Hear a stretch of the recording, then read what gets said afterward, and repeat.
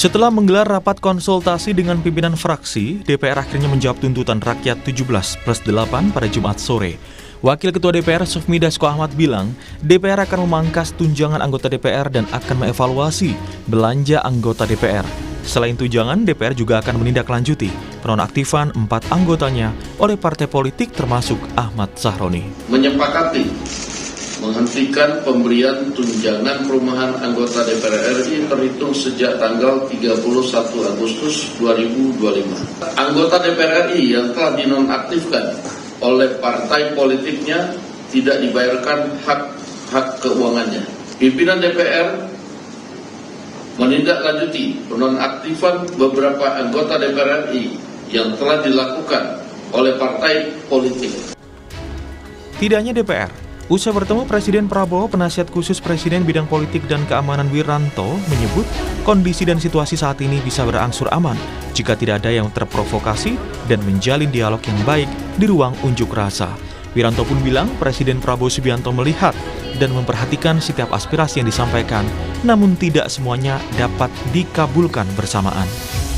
Bila sebagian apa yang diminta oleh para pendemo, oleh masyarakat, ya tentu selalu didengar oleh Presiden ya, dan Presiden juga tentu sedapat mungkin telah mendengarkan itu, kemudian memenuhi apa yang diminta. Tentunya tidak serentak ya, semua dipenuhi.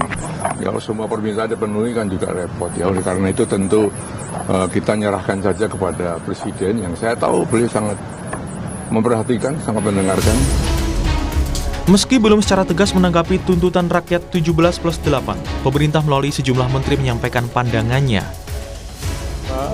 Mendikti juga diberikan arahan oleh Pak Presiden untuk memberikan satu respon yang sebaik-baiknya terhadap aspirasi yang berkembang di kalangan mahasiswa, dan kita percaya Pak Mendikti juga selama ini sudah melakukan pendekatan-pendekatan dan dialog dengan para mahasiswa. Itu yang kan mencegah PHK massal itu sudah menjadi bagian daripada tugas pemerintah. Tadi kami sampaikan kalau deregulasi itu dilanjutkan di beberapa industri di Jawa itu akan bisa meningkatkan 100.000 lebih tenaga kerja. Kalau ini kita sedang siapkan. Sebelumnya, para pegiat media sosial yang membuat tuntutan rakyat 17+8 ini bilang, semua ini menjadi momen bagi seluruh warga untuk mengawal kinerja pemerintah demi kesejahteraan bersama. Sama-sama menuntut gitu, come together, secara bersama-sama bersatu, mengawal dan menuntut kepada pemerintah yang harusnya bertanggung jawab kepada kita. Jadi kami berharap ini jadi bentuk milestone baru gitu ya, sebuah titik mulai baru di mana ke depan kita bersama-sama mengawal pemerintah. Tuntutan 17+8 yang disuarakan masyarakat merupakan keresahan yang dialami selama ini sebagai upaya untuk perbaikan.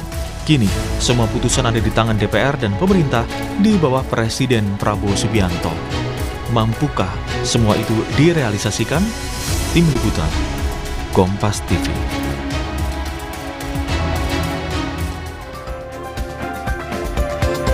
Saudara, seminggu berlalu sejak kampanye 17+8, tuntutan rakyat disuarakan publik melalui media sosial.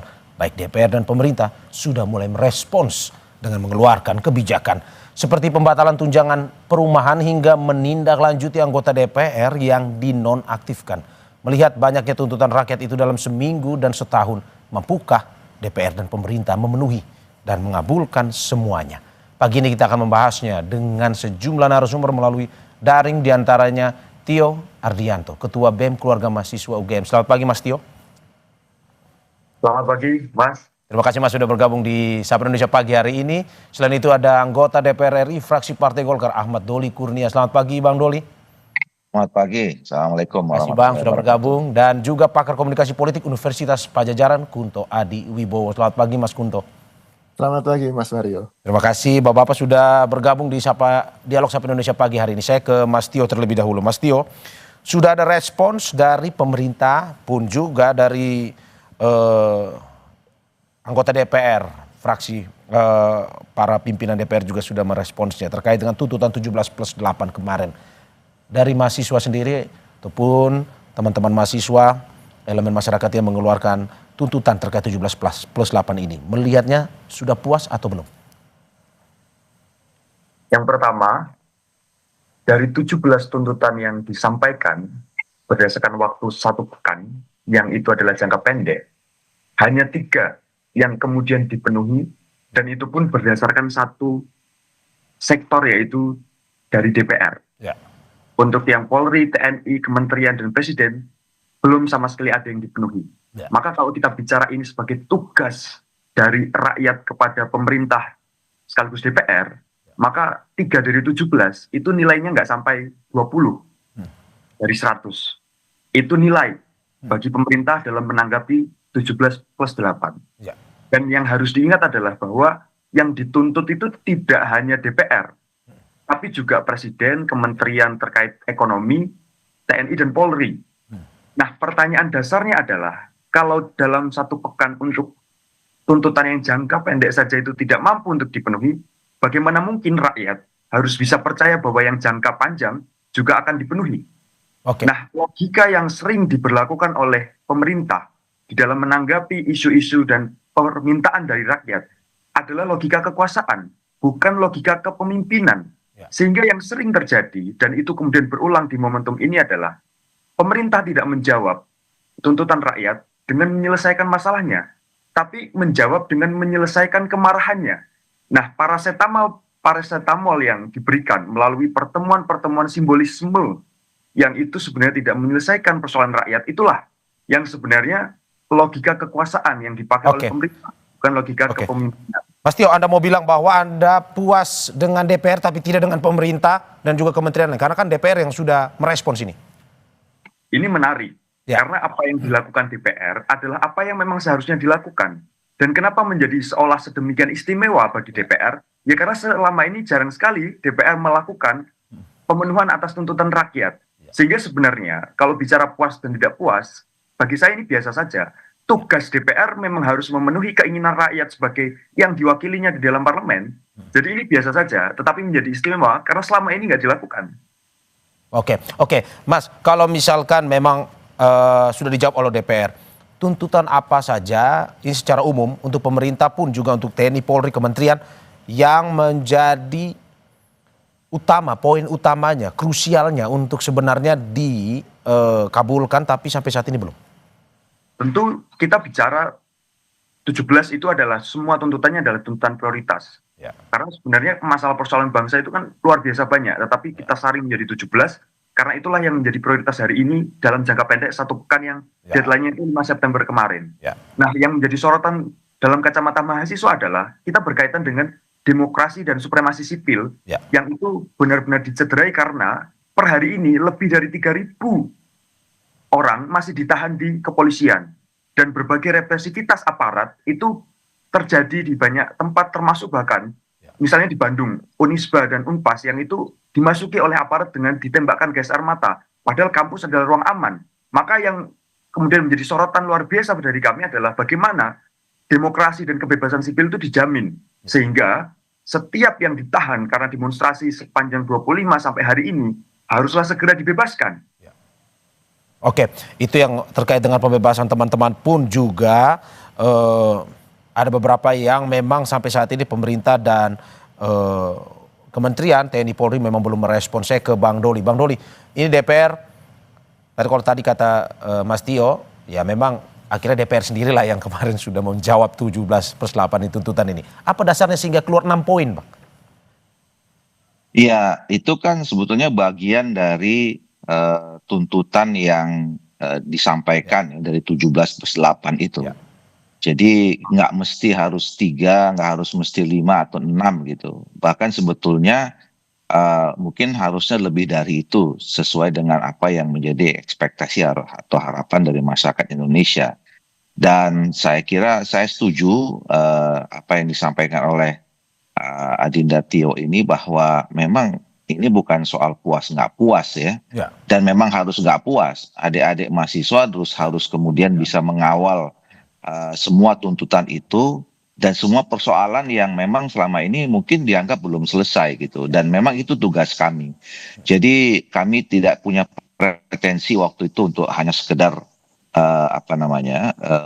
membuat semua tuntutan itu kami jawab dan kemudian yang menuntut jadi puas gitu. Tapi itu adalah bagian dari sebagian kecil ya, sebagian kecil dari tugas-tugas kami yang memang harus kami kerjakan ke depan, yang harus juga dikawal oleh masyarakat dan adik-adik mahasiswa. Jadi itu hanya menuntut bagian bahwa kami masih punya komitmen ya untuk kemudian mendengarkan aspirasi dan kemudian menjadikan itu sebagai komitmen juga untuk memperbaiki diri. Ya, ya. Oke, termasuk juga Bang, Anda sebagai di Partai Golkar juga pada akhirnya kemarin merespons terkait dengan nonaktifnya kader, salah satunya Pak Adis Kadir ya, dengan cepat ketika memang setelah ada demonstrasi kemarin. Itu bagian dari respons pula atau bagaimana? Iya, jadi kami dari partai politik pun juga sebetulnya sudah mengambil langkah-langkah ya. Pertama kalau soal kader kami, Pak Adis Kadir, ya memang penonaktifan itu yang paling mungkin dilakukan ya, yang sesuai dengan peraturan perundangan yang ada. Nah tinggal kan ditindaklanjuti, jadi tidak berhenti dari situ. Pertama apa tindak lanjutnya? Pengaduan yang disampaikan oleh MKD itu kan terus berproses. Dan kemudian kami juga diminta kepada masing-masing internal partai untuk menindaklanjutinya. Kami kan juga punya, misalnya partai politik ada 2 institusi yang berkaitan dengan itu, ya, Mahkamah Partai dengan Dewan Etik, yang sekarang juga terus masih bekerja. Nah, tapi di luar itu, kami juga waktu itu rapat ya, Mario ya, bahwa kami menginstruksikan kepada seluruh fraksi baik DPR RI, DPD provinsi dan kabupaten kota untuk meningkatkan atau mengintensifkan turun ke masyarakat, melakukan program-program yang lebih konkret untuk membantu mengeluarkan masyarakat dari problem-problem mereka ya. Misalnya kalau soal ekonomi, kita sekarang sedang mempersiapkan semuanya untuk melakukan pasar murah gitu ya, terus kemudian bakti sosial gitu. Jadi walaupun sekali lagi saya perlu sampaikan ini bukan sekedar menjawab, memang itu tugas kami, ya, itu adalah tanggung jawab kami. Tapi dalam situasi seperti ini kami perlu menginformasikan supaya tidak ada tafsir-tafsir, ya. Jadi makanya bahasa saya itu kami meningkatkan, ya, yang selama ini sudah ada, tapi kami meningkatkan apa yang menjadi tugas-tugas kami sebagai partai politik maupun juga di DPR. Oke, saya ke Mas Kunto. Mas Kunto, bagaimana Anda melihat bahwa hingga sampai saat ini tenggatnya 5 September kemarin, tetapi baru DPR yang memberikan jawaban terkait dengan tuntutan tersebut. Ada pemerintah pun juga Kementerian TNI Polri yang masih belum. Iya. Menurut Anda seperti apa? Menurut saya ya kita bisa lihat political will kan dari sini, bahwa perubahan yang kita harapkan seperti kata Tio tadi, perubahannya harusnya sistemik, bukan jadi seperti kita ngobatin panasnya aja tapi kita nggak mengobati akar masalah atau akar penyakitnya kan gitu. Salah satu yang penting memang political will, dan dari sini kan kita lihat kan dari sepekan kemarin DPR lah yang punya political will yang bagus gitu. Tapi juga yang jadi masalah adalah sebenarnya kan DPR itu bertumpu pada pondasi partai politik. Dan reformasi partai politik ini sebenarnya yang kita perlu dorong lebih keras lagi, lebih kencang lagi, karena kan pada akhirnya kalau ya hanya DPR yang berubah atau punya political will tapi induknya atau dasarnya nggak punya political will yang kuat, ini akan jadi bermasalah nantinya gitu. Lalu yang kedua, saya juga melihat bahwa political will pemerintah, apalagi dari pernyataan Pak Prabowo kemarin yang masih perlu memperdebatkan soal apakah TNI harus kembali ke barak lagi atau tidak. Ini kan menunjukkan bahwa ya political will pemerintah untuk masalah TNI masih perlu kita pertanyakan kan gitu. Masih perlu kita dorong lagi nih Pak Prabowo supaya bisa menerima tuntutan, dan itu kan tuntutan tahun 98 juga, ABRI balik ke barak kan gitu. Ini kan jangan sampai kita mengulangi reformasi 98 gitu. Dan reformasi kepolisian ini juga menurut saya penting, karena kemarahan warga kemarin kan akibat dari kalau dalam bahasa ininya kan police brutality kan gitu, ketika Afan almarhum itu kemudian dilindas oleh mobil rantis yang kemudian membuat rakyat marah, membuat demonstrasi berkelanjutan, dan ini kan juga berkaitan dengan HAM. Ini menurut saya political will yang harusnya ditunjukkan oleh pemerintah di awal-awal ini. Kalau masalah technicality, tuntutan yang 8 itu punya tenggat setahun, itu kan masalah teknis ya, yang kemudian kita bisa urun rembuk bersama-sama. Apalagi salah satu tuntutannya kan partisipasi yang bermakna dari warga dan masyarakat, itu sih Mas. Oke, saya kembali ke Mas Tio. Mas Tio, terkait dengan tuntutan kemarin, Presiden dalam pernyataannya mengatakan oke, ini setuju dengan beberapa tuntutan yang disampaikan oleh teman-teman. Tapi ada satu yang masih debatable, seperti TNI ditarik dari pengamanan sipil karena ini berhubungan dengan keamanan pun juga keselamatan dari masyarakat sebenarnya. Nah, dari teman-teman mahasiswa melihatnya seperti apa? Presiden Prabowo mengatakan bahwa apa yang dituntut oleh masyarakat cukup masuk akal. Yang harus digarisbawahi di sini adalah seseorang yang hari ini bernama Prabowo Subianto bukanlah pengamat politik, bukan komentator dan bukan motivator, tetapi dia adalah presiden, pengambil kebijakan tertinggi dari segala jalannya penyelenggaraan negara di negara yang bernama Indonesia ini. Sehingga yang kita butuhkan dari Presiden Prabowo bukanlah komentar dia, tetapi adalah keputusan-keputusan dia yang berangkat dari aspirasi publik. Itu yang pertama.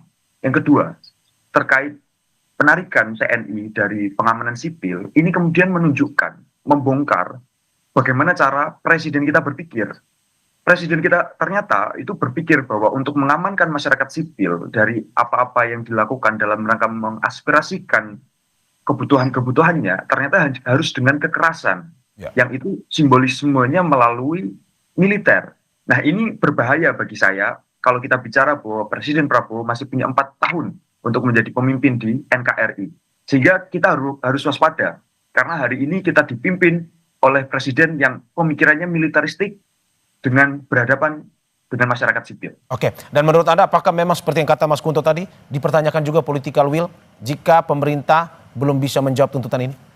Sebagai pemimpin tertinggi dari Republik, Presiden Prabowo harus punya kemerdekaan untuk melakukan kehendak dalam konteks memenuhi kebutuhan publik. Nah, hari ini kehendak itu diuji, kemerdekaan itu diuji, dan kita melihat bahwa sebenarnya Presiden Prabowo itu tidak punya kehendak untuk melakukan apa yang dibutuhkan publik secara merdeka. Karena kalau dia punya kemerdekaan itu, harusnya tidak lama dia dalam membuat keputusan. Nah, ini kita juga mengindikasikan bahwa ada kasakusuk politik, ada perselingkuhan politik di belakang dari seluruh yang bisa publik lihat, yang menahan diri Prabowo untuk bisa membuat keputusan-keputusan yang pro terhadap rakyat. Oke, apa yang Anda mau bilang sebenarnya? Siapa yang memiliki kekuasaan seperti itu untuk menahan Presiden Prabowo untuk tidak melakukannya? Kalau kita mau jujur hari ini, selama hampir 1 tahun Prabowo memimpin, yang terjadi hari ini kan sebenarnya adalah juga bagian dari kegagalan Presiden Prabowo di dalam mengkonsolidasikan kekuatan-kekuatan politik yang ada di Indonesia. Sehingga kekuatan-kekuatan politik itu kemudian terinfiltrasi menjadi berbagai masalah di level rakyat. Nah, konsolidasian elit serta konsolidasi kepentingan sekaligus pemetaan peta jalan terhadap kepemimpinan itulah yang hari ini tidak ada. Nah, sehingga yang terjadi hari ini memang bukan kepemimpinan, tetapi adalah kekuasaan. Sehingga Presiden Prabowo bukan pemimpin, tapi dia adalah penguasa. Oke. Saya ke Bang Doli. Bang Doli, ini menarik karena ini apa yang disampaikan oleh teman-teman mahasiswa kita nih, bahwa konsolidasi politik memang sampai saat ini belum terlihat, bahwa lebih condong kekuasaan sebenarnya dari Presiden. Dari legislatif sendiri melihat pemerintah seperti apa? Ataupun juga dari perwakilan koalisi Partai Golkar kepada Presiden, melihatnya seperti itu atau bagaimana? Iya, pertama saya kira kan kita juga bisa melihat ya, kalau dari konteksnya bicara tentang political will, pemerintah khususnya Pak Presiden Prabowo kan juga sudah menunjukkan itu ya. Artinya dengan Pak Presiden memberikan respons ya terhadap tuntutan 17+8 itu adalah bentuk dari political will. Dan kalau kita kemudian telusuri juga apa yang dilakukan ya setelah itu, baik itu di level pemerintah dan di DPR ya, saya juga mendapat informasi misalnya dari kawan-kawan yang di kabinet terutama ketua umum kami Ya, tadi juga sudah sekilas diberitakan bagaimana Menko Perekonomian, Menko Hukum itu menjelaskan apa yang kemudian instruksi Presiden terhadap jajaran di kabinetnya, ya. Itu sebetulnya sudah bentuk sesuatu komitmen atau political will yang dikerjakan. Nah, kami di DPR juga sebetulnya soal tuntutan adanya untuk membentuk tim investigasi mengusut soal kerusuhan segala macam. Setahu saya dapat informasi mulai dari hasil Senin kemarin sebetulnya teman-teman di Komisi 1 dan di Komisi 3 itu yang mitra kerjanya TNI dan Polri sebetulnya sudah mulai pembicaraan awal tentang itu sudah juga dimulai, ya. Bagaimana kemudian melakukan review, mendapatkan pandangan-pandangan yang lain seperti itu. Nah, jadi dan sekarang kami besok di Balek itu akan rapat dengan Menteri Hukum untuk melakukan review terhadap prolegnas yang salah satu poinnya adalah memasukkan rancangan undang-undang perampasan aset itu untuk masuk di prolegnas prioritas ini. Dan kami kemarin udah rapat dengan Menteri Hukum. Jadi artinya betul yang disampaikan oleh Pak Presiden itu. Ada memang hal-hal yang saat ini mungkin dilakukan. Ada memang hal-hal yang perlu waktu untuk kita kerjakan. Ada memang hal-hal yang mungkin perlu kita diskusikan gitu. Nah, sekali lagi saya mengatakan memang ini nggak berhenti dari situ. Kalaupun selesai 17+8 ini, ya katakanlah dipenuhi semua, saya kira belum tentu menyelesaikan masalah Indonesia. Masih banyak lagi yang saya kira harus dikerjakan oleh pemerintah dan DPR. Itu yang saya katakan tadi perlu dikawal juga oleh teman-teman adik-adik mahasiswa. Oke, Bang Dolik, menarik sekali. Tidak 5 September sebenarnya sesuai tenggat, tetapi masih berjalan ini ya, yang Anda mau bilang seperti itu. Tapi sebelum Anda menjawab, Bang Doli, kita saksikan jeda berikut. Terima kasih masih di Sapa Indonesia Pagi, Saudara. Bersama saya Mario Sarong dan sejumlah narasumber saya. Tio Ardianto, Ketua BEM Keluarga Mahasiswa UGM, anggota DPR RI fraksi Partai Golkar Ahmad Doli Kurnia, dan juga pakar komunikasi politik Universitas Padjadjaran Kunto Adi Wibowo. Saya kembali ke Bang Doli. Bang Doli, berarti yang Anda mau bilang bahwa tidak selesai 5 September, tetapi ini adalah sebuah proses panjang yang sedang dikerjakan, baik itu pemerintah yang berkolaborasi dengan legislatif. Seperti itu ya Bang ya? Iya. Jadi artinya selama ini kan juga pemerintah dan DPR bekerja berupaya dengan sungguh-sungguh bahwa kemudian kemarin ada eksiden, ada peristiwa, ada sikap, ada pernyataan tindak tanduk yang mungkin dinilai kurang berkenan. Oke, itu satu masalah dan kami sampaikan mohon maaf sekali lagi dan itu untuk menjadi introspeksi kami ke depan gitu. Tetapi kerja-kerja yang selama juga dikerjakan, yang sudah dikerjakan itu memang belum mencapai hal-hal yang menyelesaikan semua masalah. Nah itu yang kemudian terus kami lakukan. Jadi artinya apa yang terjadi di akhir Agustus kemarin itu menjadi pelecut ya buat kami, motivasi yang semakin besar untuk bekerja lebih serius, lebih sungguh-sungguh bahwa ternyata apa yang kami kerjakan selama ini masih ada problem di masyarakat. Makanya saya juga memberikan apresiasi kepada masyarakat dan khususnya dari mahasiswa yang terus menyampaikan aspirasi, mengingatkan kami selama memang itu dilaksanakan secara tertib dan sesuai dengan peraturan perundangan, kira-kira gitu. Bang, saya kutip sedikit pernyataan Abang tadi, bahwa 17+8 ini walaupun diselesaikan semuanya, belum tentu menyelesaikan seluruh permasalahan di negeri ini. Menurut Anda, apa sebenarnya yang substantif yang di luar 17+8 ini yang mungkin bisa menjadi kerjasama antara semua pihak, tidak hanya pemerintah, tapi juga teman-teman mahasiswa pun segala elemen bisa ikut bekerja sama. Masalah-masalah yang substansi lah menurut Anda di luar 17+8. Iya, saya kira kan pertama saya beberapa kali menyampaikan, memberikan apresiasi kepada teman-teman masyarakat mahasiswa yang mengkodifikasi sampai 17+8 ini ya. Angka 17+8-nya itu kan angka kerabat juga buat kita ya. Ini disusun secara cerdas gitu. Nah, dan dari 17+8 itu menurut saya 17 itu betul-betul merepresentasikan persoalan yang muncul pada saat itu yang harus diselesaikan ya. Kemudian yang 8, nah ini yang saya menarik itu. Saya selalu menyampaikan salah satu yang 8 itu kan soal tuntutan pembentukan rancangan undang-undang perampasan aset yang dikasih waktu cuma 1 tahun. Nah itu artinya teman-teman ini menuntut sesuatu yang masuk akal.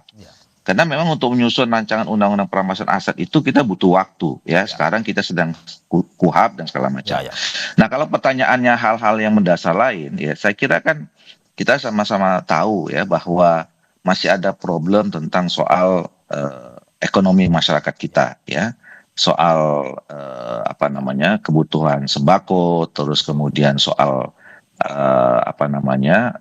masih adanya pengangguran gitu ya, terus kemudian soal pemerataan ekonomi, terus kemudian soal kesehatan. Jadi masih banyak sebetulnya yang itu. Jadi dan saya sampaikan sebetulnya pemerintah juga sudah punya pemetaan terhadap masalah itu, termasuk dengan DPR. Nah itu yang saya katakan tadi bahwa sebetulnya kami juga sudah bekerja selama ini, tapi bahwa kemudian itu dianggap kurang optimal, iya. Nah jadi mungkin pemetaan masalah yang selama ini sudah kami lakukan itu mungkin harus lebih didetailkan lagi ya. Dan kemudian harus lebih dikonkretkan lagi dengan bekerja secara lebih serius. Nah, tapi tadi saya mau menanggapi ya soal konsolidasi politik ya. Pertama, memang masa pemerintahan ini baru 10 bulan. Nah, untuk menjalankan program-program itu betul harus ada konsolidasi politik ya. Cuman kita harus juga hati-hati membicarakan ini ya. Karena nanti kalau masa terus kemudian teman-teman adik-adik mahasiswa masuk kepada soal konsolidasi politik, kita kan ingin menjaga kemurnian gerakan adik-adik mahasiswa yang saya yakin saat ini masih 1000% itu adalah sesuatu yang orisinil gitu gerakan itu. Nah jadi biarkanlah konsolidasi politik itu dilakukan oleh Pak Presiden sebagai pimpinan politik kita, dan saya yakin Pak Presiden dan seluruh koalisi politiknya punya kemampuan untuk menyelesaikan konsolidasi politik itu sehingga tidak turun sampai ke atau melibatkan masyarakat. Oke. Mas Guntur tahan bentar, saya kembali ke Mas Tio untuk menanggapi terkait dengan satu political will apa yang dilakukan oleh Presiden dan menanggapi pun juga mungkin ada yang teman-teman mahasiswa tidak ketahui bahwa kerja ini sudah dilakukan menanggapi tuntutan 17+8 itu. Dari pemerintah sudah berkoordinasi dengan eksekutif, sudah berkoordinasi dengan legislatif terkait dengan apa yang mau disampaikan, pun juga tenggat waktunya memang tidak 5 September tetapi akan lebih panjang mengingat apa yang dikerjakan ini ya bersifat lebih detail, harus lebih lama. Dari teman-teman mahasiswa melihatnya seperti apa? Jadi Bang Doli sampaikan bahwa Presiden punya political will dan merespon berbagai tuntutan melalui komentar-komentar. Yang harus saya garis bawahi di sini adalah political will, kita sebut sebagai will, itu tidak berhenti pada level komentar. Karena sekali lagi, Presiden bukan komentator, dia bukan motivator, dan dia bukan pengamat politik. Beliau tidak sama dengan misalnya akademisi atau mahasiswa atau Mas Kunto Ibu atau saya yang ada di sini. Presiden adalah pengambil kebijakan, sehingga yang kita butuhkan bukan komentarnya, tetapi pengambilan keputusannya. Misalnya kita bicara soal penarikan militer dari pengamanan sipil. Presiden itu adalah panglima tertinggi di Republik ini, sehingga detik ini juga Presiden perintahkan TNI tarik diri dari masyarakat kemudian kembali ke bara, maka akan dilakukan itu. Tapi apakah itu dilakukan? Nah, itu jawabannya kita semua tahu, tidak dilakukan. Sehingga kita masih menagih political will dari Presiden Prabowo. Dan kita harus terus memang waspada, hati-hati. Sebenarnya punyakah Presiden kita ini political will itu untuk berpihak pada rakyat? Karena yang kita butuhkan bukan lagi komentar. Kalau kita bicara komentar, Republik ini itu sudah surplus kata-kata. Republik ini sudah surplus pidato. Narasi-narasi anti-elit, narasi anti-oligarki, narasi pro terhadap rakyat, anti-korupsi itu sudah berkali-kali diucapkan oleh Prabowo Subianto. Tapi apakah yang kita lihat adalah sesuai dengan perkataannya? Nah, kita ini butuh presiden yang catur murti. Catur murti adalah filosofi dari sosok Kartono. Kita butuh presiden yang satu dalam pikiran, perasaan, perkataan, dan perbuatan. Bukan antara pikiran, perasaan, perkataan, dan perbuatan itu beda-beda. Nah, ini tolong Bang Doli kasih tahu itu Pak Prabowo untuk catur murti. Bagaimana dengan tenggat waktu itu, Mas? Memang tidak selesai 5 September, tapi memang ini kerjanya sudah dilakukan nih. Nah, kalau kita bicara terkait tenggat waktu, oke lah, kita bisa kompromi di situ. Tapi dari situ saja kemudian bisa kita ketahui bahwa kalau yang jangka pendek saja ini tidak bisa diwujudkan, meskipun sedemikian mudah, misalnya tadi penarikan militer dari pengamanan sipil, bagaimana mungkin kita berharap dengan yang jangka panjang? Kalau kita bicara respons-respons menteri misalnya, dan orang-orang di sekeliling Presiden Prabowo, kan itu sebenarnya jauh dari apa yang disebut sebagai transparansi, reformasi, dan empati. Pada poin empati misalnya, kok bisa Pak Wiranto misalnya, yang sudah berpengalaman sekali dalam politik dan kebijakan publik, bisa bilang bahwa kalau dipenuhi semua akan repot. Loh, itu adalah kalimat yang menunjukkan betapa tidak empatinya beliau terhadap kebutuhan rakyat. Padahal beliau tidak baru kali ini menjadi pejabat. Oke, saya ke Mas Kunto. Mas Kunto, bagaimana Anda melihat bahwa seperti yang dijelaskan oleh Bang Doli pun juga oleh Mas Tio tadi, terkait dengan surplus kata-kata lah Indonesia ini, kalau kata Mas Tio tadi. Tapi juga dari Bang Doli mengatakan ada kerja yang sudah dilakukan sebenarnya. Tapi memang tidak 5 September, tapi kerja terus dilakukan untuk pada akhirnya 17+8 ini bisa terselesaikan, pun juga ada masalah-masalah lain di luar yang lebih substansi juga yang bisa diselesaikan. Menurut Anda seperti apa? Ya, ini kan ada perbedaan persepsi tentang kerja gitu. Mungkin bagi Bang Doli dan Bapak Ibu yang ada di DPR, kinerja DPR diukur dari seberapa banyak legislasi yang dihasilkan, gitu kan. Tapi kan kemudian dari sisi masyarakat sipil, dari sisi mahasiswa mungkin atau saya akademisi, lebih melihat bagaimana partisipasi bermakna yang terjadi selama proses legislasi itu. Jadi bukan numbers, bukan secara kuantitatif, tapi kualitatif partisipasi bermakna itu. Dan saya yakin Bang Doli salah satu yang punya komitmen terhadap partisipasi bermakna ini. Nah, saya sih inginnya komitmen dari Bang Doli ini ditularkan ke teman-teman yang lain di DPR atau ke partai-partai politik yang lain, sehingga kita tidak dalam artian kita DPR klaim sudah kerja tapi kita melihat loh kok kita nggak dilibatkan. Nah itu loh Mas, menurut saya itu yang jadi penting sekarang, bahwa pelibatan partisipasi yang bermakna itu jadi kata kunci yang paling penting. Kalaupun Pak Presiden mengajak berdebat, ya ayo berdebat aja kan gitu. Ini kan partisipasi yang bermakna kan, dalam artian proses kemudian mengembalikan TNI ke barak atau menarik dari pengamanan sipil itu kan bahkan sudah menjadi spirit reformasi yang kemudian harusnya terinternalisasi kan dari penyelenggara negara hari ini. Nah, menurut saya itu Mas yang jadi problem sistemik kita yang belum terpecahkan. Soal kesehatan, soal pendidikan, soal lapangan kerja itu bisa menyusul asal masyarakatnya merasa difasilitasi, diajak ngobrol, diajak berpartisipasi yang bermakna gitu sih. Dan menurut Anda apakah memang waktu ini tidak hanya bisa selesai dalam 5 September, tapi apa yang menjadi tuntutan ini seharusnya mungkin bisa lebih longgar, setahun, 2 tahun, atau gimana menurut Anda Mas Kunto? Ya menurut saya ini aja yang ada visual di video di sekarang kan, itu teman-teman Unpad yang kemarin piknik gitu istilahnya, piknik rakyat. Bisa harusnya kan anggota DPR juga ikut piknik di situ, bisa ngobrol bareng kan gitu kan. Ada banyak tempat-tempat di mana masyarakat kemudian mengeluhkan sesuatu, melakukan demonstrasi. Ya harusnya wakil-wakil rakyat maupun pemerintah juga ikut ngobrol di situ. Kita rindu zaman-zaman ketika presiden bisa diajak ngobrol atau pemerintah bisa diajak ngobrol tanpa harus ada di ruang AC, tanpa harus ada di formalitas dan protokoler yang ketat. Ini yang sebenarnya kita rindukan Mas. Dan masalah deadline itu kan masalah technicality ya Mas ya. Sekali lagi masalahnya lebih political will, dan kita ingin bukti-bukti bahwa political will itu ada, dan terima kasih DPR sudah menunjukkan itu. Kita sedang tunggu nih dari pemerintah, lalu kemudian dari elemen-elemen seperti polisi dan TNI gitu. Dan menurut Anda kalau melihat 17+8 ini Mas Kunto, apakah memang semua ini menurut Anda bisa dikabulkan? Karena kemarin kata Pak Wiranto kan ya setuju, tetapi dari Presiden sendiri ya masih ada yang perlu didiskusikan beberapa poinnya. Atau menurut Anda seperti apa? Ya logikanya kan jadi tawar-menawar pasar kan Mas ini. Ini kan jadi kayak dagang sapi kan kalau logika Pak Wiranto kita pakai. Ini kan harusnya keluhan dari masyarakat. Ini loh pemilihmu. Ini kan warga negara Indonesia yang punya keluhan kan.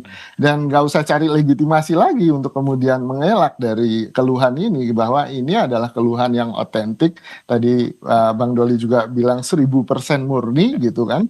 Tidak ada kepentingan elit politik atau konsolidasi elit apapun itu gitu kan. Ya ini yang harusnya segera dipenuhi. Atau ya semakin tuntutannya mengecil jumlahnya, resikonya ya semakin besar peluang untuk penggantian rezim kan, itu terjadi dari 66 dan 98 gitu. Mumpung tuntutannya banyak, bisa banyak yang dilakukan kan gitu. Deadline-nya pun juga setahun gitu kan, harusnya ya ini dilakukan dan untuk menunjukkan tadi pembuktian bahwa pemerintah peduli pada rakyat. Ya. Oke.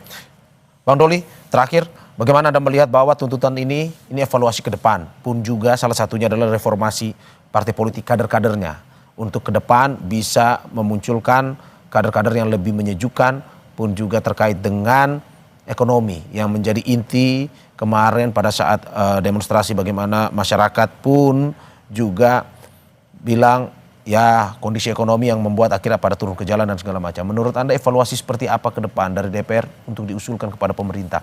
Ada dua, reformasi partai politik dan juga ekonomi tersebut.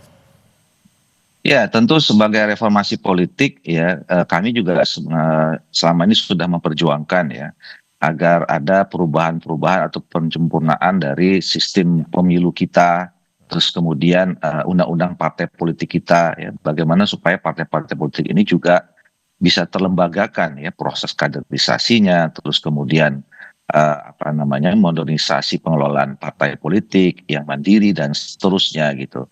Dan juga pemilu bagaimana supaya memang dalam pemilu itu masyarakat kita juga memilih secara rasional ya, orang-orang atau wakil-wakil yang terpilih itu betul-betul sesuai dengan pilihan yang ada di dalam hati nurani rakyat kita tanpa ada pengaruh-pengaruh yang irasional ya, yang mungkin selama ini bisa mengganggu kita secara pada akhirnya mengganggu institusi-institusi yang kemudian terbentuk menjadi perwakilan rakyat itu. Nah, dan banyak lagi sebetulnya. Kemudian yang kalau soal ekonomi ya itu tadi bagaimana ke depan ada bukan hanya sekedar regulasi atau undang-undang ya. Fungsi DPR itu kan juga adalah mengawasi ya, ada program-program yang langsung konkret yang sebetulnya di bawah kepemimpinan Pak Prabowo kan ini sebetulnya banyak program-program yang pro rakyat ya, yang langsung yang selama ini belum kita kenal ya, yang misalnya soal makan bergizi gratis, terus kemudian kesehatan gratis gitu, ada pendidikan ya seperti sekolah rakyat ya sekarang ini, itu kan program-program yang kita harapkan bisa langsung terasa ya di masyarakat. Nah, walaupun sekali lagi saya katakan masih ada problem yang lain ya, tadi soal pemerataan ekonomi, soal pengangguran dan seterusnya. Itulah yang menjadi komitmen kami ya ke depan untuk terus, belum lagi masalah soal penegakan hukum dan pemberantasan korupsi yang juga saya kira penting ya. Nah, oleh karena itu saya berharap sebetulnya ada sinergi bagi semua elemen bangsa ya. DPR dan pemerintah bukan orang super, bukan orang yang bisa menyelesaikan masalah dalam semalam gitu ya. Nah, tetapi juga kekurangan-kekurangan dan kemudian kelemahan-kelemahan itu bisa ditutupi kalau kemudian kita terus diawasi, kemudian terus dikawal ya oleh masyarakat, terutama adik-adik mahasiswa. Oke, Mas Tio, terakhir dari mahasiswa sendiri bagaimana mengawal apa yang menjadi tuntutannya dan apakah mungkin jika pada akhirnya ya ada ketidakpuasan ataupun poin-poin tuntutan yang belum terpenuhi, apa yang mungkin akan dilakukan oleh teman-teman mahasiswa? Lebih dari 3.000 masyarakat ditangkap oleh aparat. Lebih dari 1.000 hari ini masih dalam perawatan karena luka-luka. Dan 10 manusia harus kehilangan nyawa karena demonstrasi yang dilakukan demi Indonesia yang lebih baik. Di balik rezim yang berangkat dari Gemoy, akhirnya kita melihat Prabowo Subianto sebagai, di balik kegemoyannya ada iblis bengis yang hari ini terlihat melalui perlakuannya kepada masyarakat sipil yang ingin menyampaikan aspirasi publiknya. Di balik rezim Gemoy, kita melihat rezim yang menyimpan sifat iblis yang bengis. Nah, yang melakukan seluruh kekerasan dan pembunuhan itu, kita lihat bagaimana misalnya pelindasan di Semarang, di Jogja, dan di berbagai tempat yang terjadi bukanlah kekerasan yang kemudian kecelakaan, tetapi benar-benar adalah pembunuhan karena ada kehendak di situ. Memang bukan Prabowo yang melakukannya, tetapi yang berdarah adalah tangan Prabowo. Karena Prabowo punya kehendak untuk segera merespon, tapi tidak untuk dilakukan. Hari ini kita ingin melihat wajah Prabowo Subianto bukan sebagai penguasa, tapi sebagai pemimpin. Dan dia masih punya waktu untuk mengembalikan kepercayaan publik kepada dia. Oke.